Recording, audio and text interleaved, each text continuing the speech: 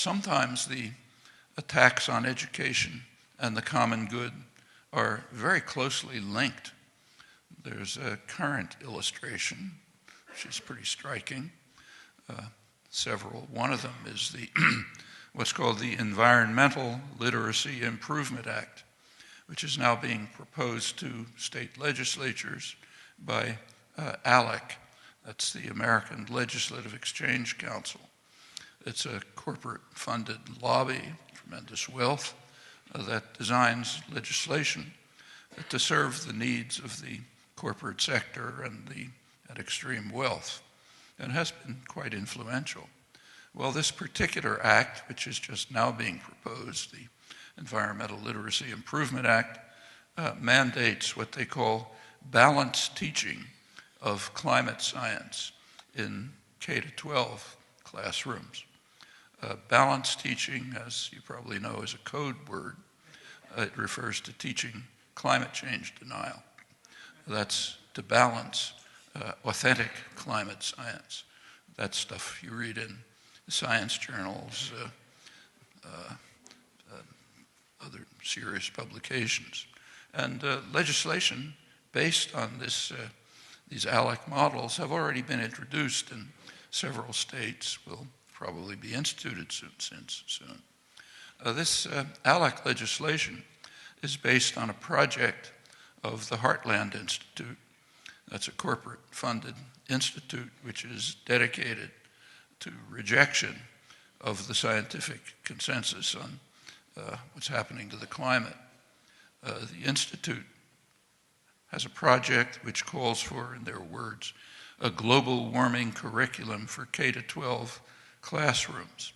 And its aim, I'm quoting from it, is to teach that there's a major controversy over whether or not humans are changing the weather. Of course, all this is dressed up in rhetoric about teaching critical thinking and all sorts of nice things. It's very similar and parallel, in fact, to the current assault on teaching children about evolution and about science quite generally. All of that has to be balanced with the raging controversies. And there is indeed a controversy. On one side is the overwhelming majority of scientists, all of the world's greatest national academies of sciences, the professional societies of science, the professional science journals, the IPCC, the Intergovernmental Panel on Climate Change, the general grouping of scientists that deals with this. They all agree that global warming is taking place, that there's a substantial human component, that the situation is serious and quite possibly dire, and that very soon, maybe within decades, the world might reach a kind of a tipping point when the process will escalate sharply and will be irreversible, the end of life as we know it.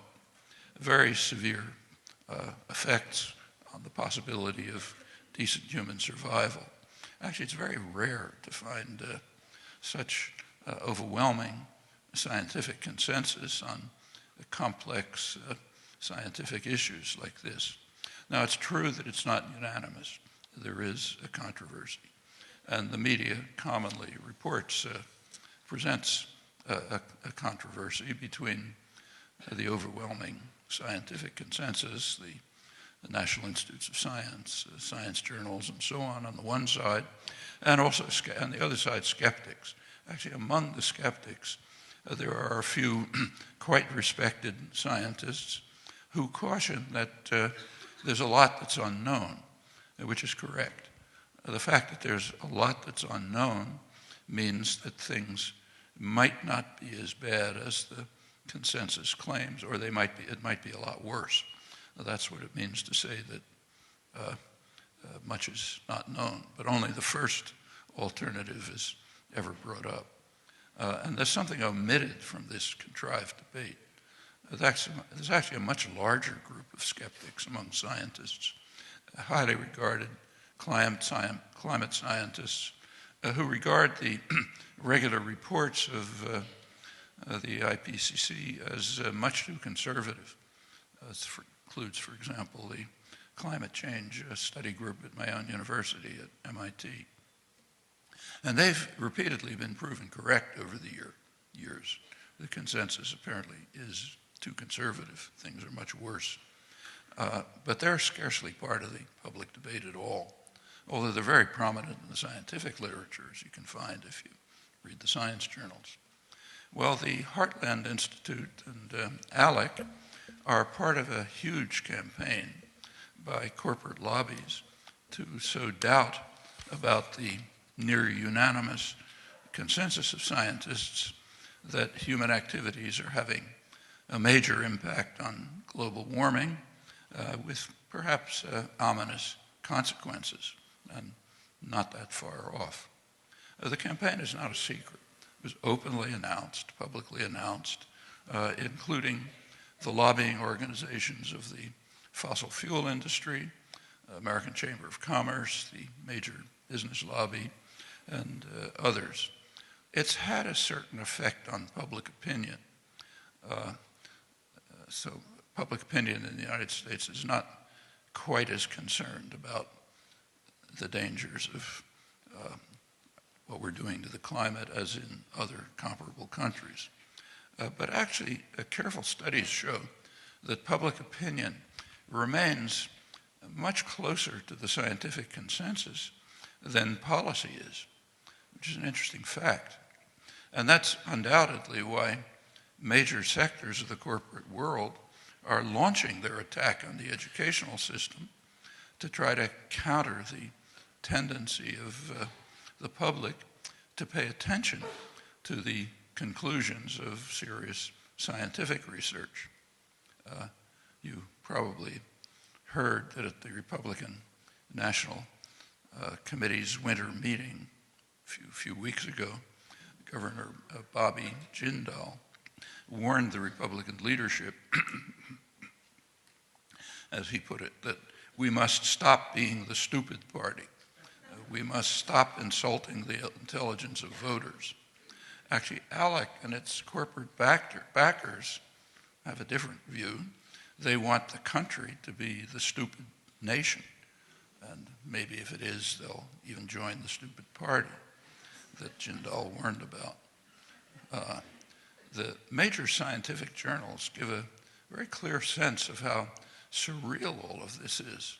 Now, what it would look like to an observer, say, watching what's going on Earth, and in fact, what it does look like in other countries. So take Science Magazine, the major science weekly, journal of the American Association for the Advancement of Science. A couple of weeks ago, it had 3 news items side by side. One of them reported that the year 2012 was the hottest year on record in the United States, with all kind of harmful consequences all over the country. A drought, hurricanes, all sorts of things. And as it pointed out, this is continuing a long trend. The second news item, reported a new study by the United States Global Climate Change Research Program, which provided some new evidence for rapid climate change as a result of human activities, and also discussed likely severe impacts. The third news item reported the new appointments to chair the committees on science policy chosen by the House of Representatives, where a minority of voters elected a large majority of Republicans, thanks to the shredding of the democratic system in recent years. In Pennsylvania, as you probably know, a considerable majority voted for Democrats for the House, but they won barely over a third of the House seats. Well, so now there are 3 science committees. All of the 3 chairs deny that humans contribute to climate change. 2 of the 3 chairs deny that climate change is even taking place. And one of them, who denies everything, is also longtime advocate, lobbyist for the fossil fuel industry. The same issue of the journal has a detailed technical article which provides new evidence that the irreversible tipping point may be ominously close. That's a picture of what's going on and the context in which the ALEC effort is being introduced to ensure that we become the stupid nation. For those who Adam Smith called the masters of mankind, it's very important that we become the stupid nation in the interests of their short-term profits. Damn the consequences. That's the conception of the common good that they want to institute. These are essential properties of reigning contemporary doctrines, sometimes called market fundamentalist doctrines, inherent in these doctrines that you have to have these things going on. ALEC and its corporate sponsors understand the importance of ensuring that public education train children to belong to the stupid nation and not to be misled by science and rationality. Well, what I mentioned is not the only case by far of pretty sharp divergence between public opinion and public policy. That's important. It tells us a lot about the state of current American democracy and what it means for us and, in fact, for the world. The corporate assault on education and independent thought, of which this, incidentally, is only one striking illustration, it tells us a good deal more. Let's turn to policy. In climate policy, the U.S., which is the richest country in the world with enormous advantages, lags behind other countries. Quote a current scientific review. 109 countries have enacted some form of policy regarding renewable power, and 118 countries have set targets for renewable energy. In contrast, the United States has not adopted any consistent and stable set of policies at the national level to foster the use of renewable energy. It's a current article. Or, for that matter, has the U.S. adopted other means that are pursued by countries that have national policies? That means virtually everyone. Some things are being done, but sporadically and with no organized national commitment, which makes them fairly ineffective. Now, that's not a slight problem for us, for your children, grandchildren, maybe not too far off, and for the world in the light of the great predominance of American power. Indeed, it is declining, has been for a long time, as power is becoming more diversified internationally, but it's still completely without challenge. It's also worth mentioning that there are sectors of the world population that are really in the lead in trying to do something about these very dire consequences. It's throughout the world. It's the remnants of the indigenous populations. That's true just about everywhere, whether they're tribal societies, First Nations, Aboriginals, whatever they're called. They're the leaders worldwide in trying to force some attention to these extremely grave matters. Actually, it's the first time in human history that humans have been on the verge of destroying themselves, and it's not too far off. In the countries that have substantial indigenous populations, either majority or near majority, the countries themselves have taken very strong measures. Bolivia, which has an indigenous majority, and Ecuador, near majority, have legislation to preserve the rights of nature, as it's called. In Ecuador, which has substantial oil deposits, there are efforts by the government under pressure from the indigenous population to leave the oil in the ground. In fact, now the government's attempting to get some support from the European Union. I don't think they're approaching the United States to subsidize them in leaving the oil underground so that it won't destroy all of us. We're doing the opposite, in fact, right here in Pennsylvania. Get it to be used as quickly as possible so it can be as harmful as possible to future generations and to the world going in. And the same is true of indigenous populations elsewhere. India, there's practically a war over it. Colombia, Australia, wherever you go, Canada, the indigenous populations are trying hard to save the human species, while the educated, civilized sector of the world is trying to destroy the human species.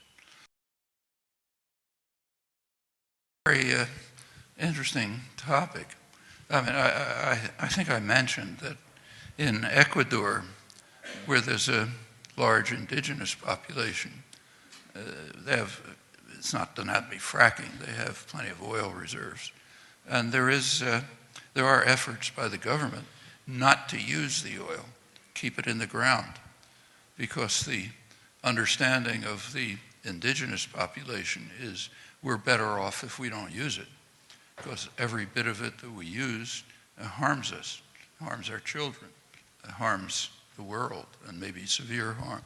So one possibility is to take the stand of, say, the indigenous tribes in Ecuador, and the same much around the world. The other is to take the stand on which, say, Obama and Romney completely agreed. Let's get all the oil, the hydrocarbons that are underground, huge quantities. Let's use them all as efficiently as possible. It'll give us 100 years of energy independence. What's the world going to look like in 100 years? That's somebody else's problem. What's important is how much money I can make tomorrow. You know, incidentally, the oil independence issue is almost totally meaningless. I mean, if all of our oil came from, say, Saudi Arabia, we'd have no more dependence than we have today. You can easily see that in the U.S. policies towards the Middle East, say, were exactly the same in the 1950s under Eisenhower, when we didn't get any oil from the Middle East. In fact, we were the biggest oil exporter. And the U.S. at that time, in the 1950s, initiated a program to exhaust domestic oil in the interests of profits for Texas oil producers. So to use domestic oil, Texas oil, instead of cheaper Saudi oil, because Texas oil producers would make more profit, and then we'd have big holes in the ground, which we could fill in later, calling them the strategic energy reserve. But the policies towards controlling the Middle East and controlling Middle East oil were the same. So forget the energy independence issue. The real issue is, do we want the consequences of extracting as hydrocarbons, natural gas, and oil to the maximum extent possible? Well, you can figure out what the consequences are. So take, say, fracking. I mean, it has a lot of local effects. You know, I'm sure you all know about this. It harms water supplies, toxic effects. It's very energy intensive. Natural gas is more efficient than oil, less CO2, but it also releases methane, which is worse than CO2, and it's energy intensive to extract it. But there are other effects, like the economic arguments are that fracking and shift to natural gas will give us a transition period in which we'll have cheap energy, which will enable us to transition to renewable energies. Okay, so therefore it's a couple of problems with that. Namely, it has the opposite effect. The main one, it has the opposite effect. If you have cheap hydrocarbons in a capitalist society, there's going to be no incentive to develop renewables. So the more cheap hydrocarbons you have, the longer you put off the time until we begin to do what we've got to do if we want to survive, turn to renewables. And what is being done in other countries. I mentioned that out of 110 countries, the U.S. is the only one that doesn't have a national energy policy. You look elsewhere, countries are doing various things. Like in Ecuador, I told you what they're doing, to try to keep the oil in the ground. In China, which is a huge polluter, but it's also by now in the lead internationally in solar energy. It's producing most of the solar panels and advanced solar panels, the high-tech, advanced, sophisticated solar panels. So they're ahead in the technology and they're ahead in the scale. We've fallen behind. Germany and Denmark are pretty much switching to renewables. They're rich countries. So there are plenty of things that can be done. One of them is to try to maximize the damage and to put off as long as possible the step towards trying to repair it, which may mean putting it off until it's all over. And that's what the fracking is. And that's the national consensus, from Obama to Romney and everyone in between. I think that's pathological, frankly.